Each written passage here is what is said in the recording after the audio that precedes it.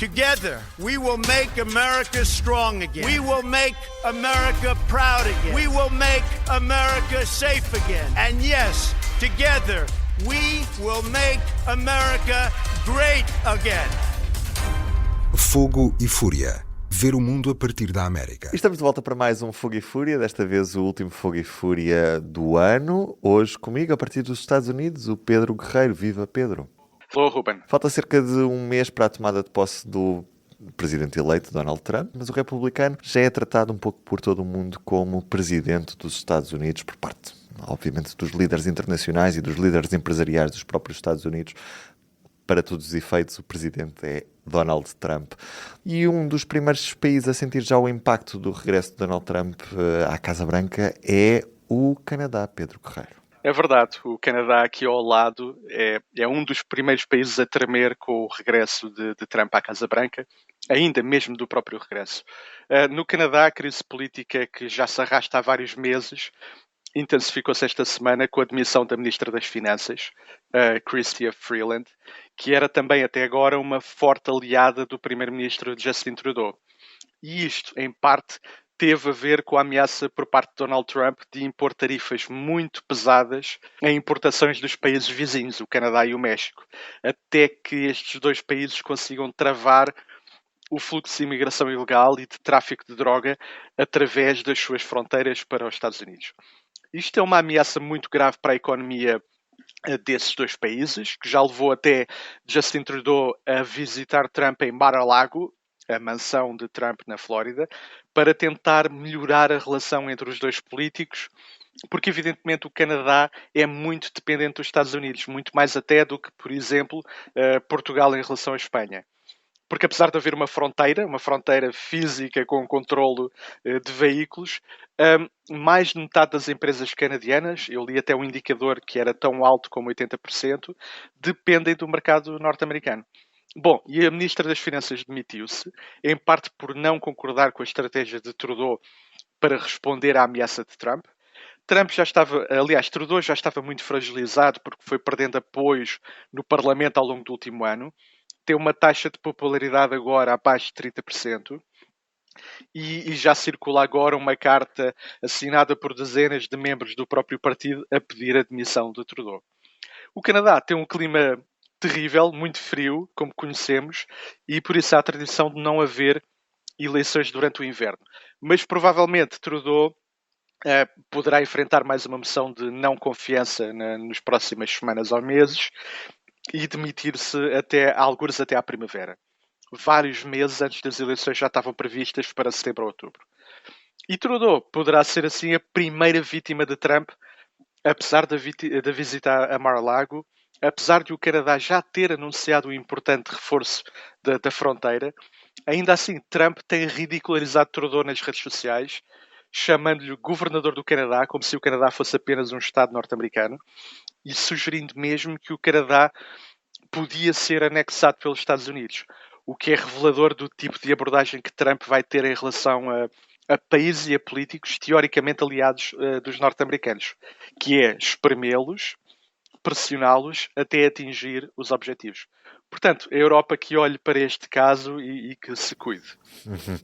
E nos próprios Estados Unidos já se sente na imprensa norte-americana este peso do regresso de Donald Trump à Casa Branca. É verdade, e há duas notícias importantes nesta frente nos últimos dias que revelam que confirmam que a próxima administração Trump vai ter uma atitude muito dura em relação à imprensa. Trump, a título pessoal, já está a processar a especialista em sondagens Ann Seltzer e o jornal Des Moines Register pela publicação daquela sondagem no fim de semana antes das eleições de novembro que dava uma vitória muito folgada de Kamala Harris no Iowa, um estado do Midwest historicamente republicano, pelo que essa sondagem era uma completa surpresa. Pois bem, essa sondagem falhou completamente o resultado. Trump ganhou facilmente no Iowa e acabou por ganhar a eleição a nível nacional. Mas Trump vem agora, não satisfeito simplesmente com ganhar, vem agora acusar o jornal e a autora da sondagem de fraude ao consumidor e de tentativa de interferência eleitoral. E deverá pedir milhões ao jornal e a Ann Seltzer.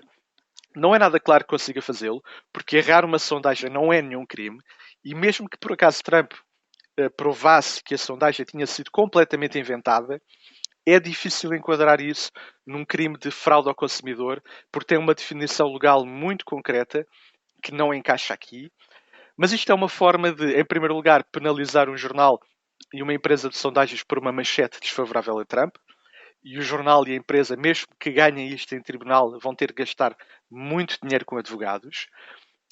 E em segundo lugar, é um aviso a todos os jornalistas e comentadores e responsáveis de sondagens para não publicarem nada lesivo dos interesses de Donald Trump, porque se ele encontrar alguma fragilidade ou algum erro, vai levá-los a tribunal e provavelmente à falência.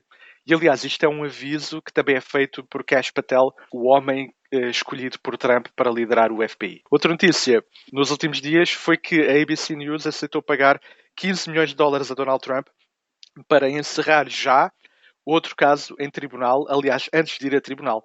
Isto porque em março o jornalista George Stephanopoulos disse incorretamente que Trump tinha sido condenado num processo civil que o responsabilizava por violação, quando na verdade o que estava em causa era abuso sexual e difamação e não violação, que obviamente é um crime muito mais grave.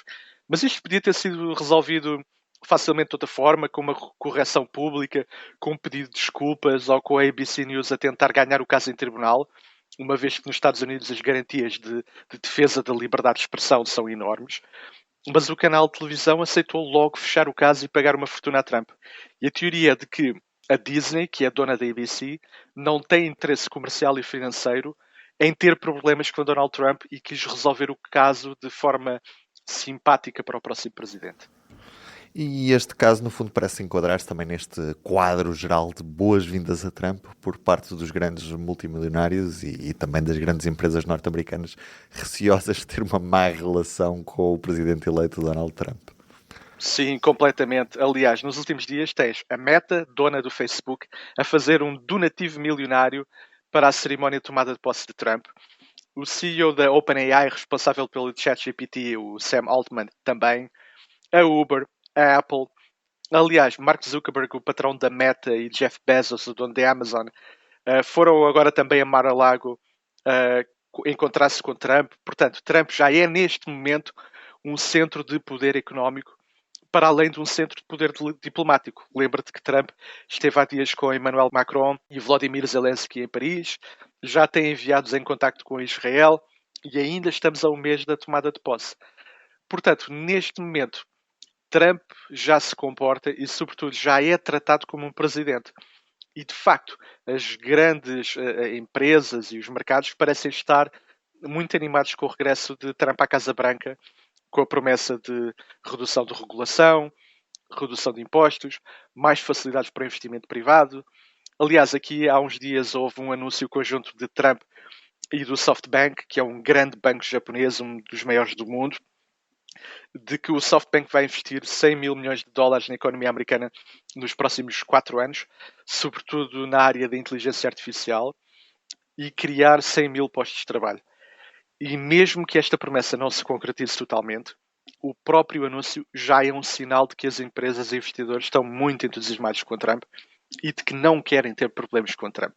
E isto, genericamente, é muito positivo para a economia americana, mas temos que perceber se não há um preço oculto desta euforia e que é visível de alguma forma em casos como o da Disney e da ABC News, a desistir de enfrentar Trump em tribunal, e o que isso significa para a liberdade de imprensa, quando tens o Washington Post de Jeff Bezos e o LA Times de outro bilionário já a suprimirem tomadas de posição e artigos de opinião desfavoráveis a Trump.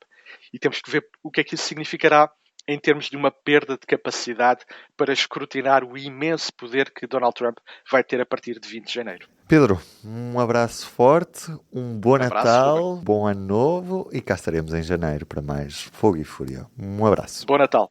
O público fica no ouvido.